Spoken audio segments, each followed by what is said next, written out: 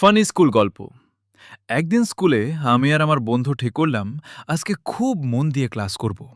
Class শুরু হওয়ার 5 minute পরেই বন্ধু আমারে কানে কানে বলল, দোস্ত, টিফিনে কি আনছিস? আমি বললাম, পড়ায় মন দে। কিন্তু ভিতরে ভিতরে আমিও টিফিন নিয়েই ভাবতেছিলাম। হঠাৎ স্যার আমাকে দাঁড় করিয়ে বলল, এই যে, আমি এতক্ষণ কি পড়ালাম? আমি তো পুরো চুপ। পাশ থেকে বন্ধু ফিসফিস করে বলল, বল, স্যার আবার বলবেন?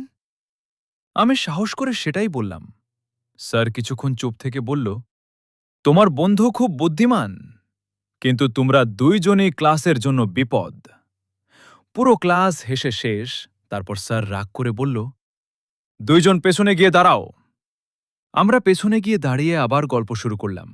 বন্ধু বলল, দোস্ত, দাঁড়িয়ে থাকলেও টিফিন শেয়ার করবি তো? আমি বললাম, বন্ধুত্ব ঠিক আছে, কিন্তু সিঙ্গারা অর্ধেকের বেশি পাবি না। এমন আরও ফানি গল্প দেখতে নিচে সাবস্ক্রাইব করে আমাদের পাশে থাকো।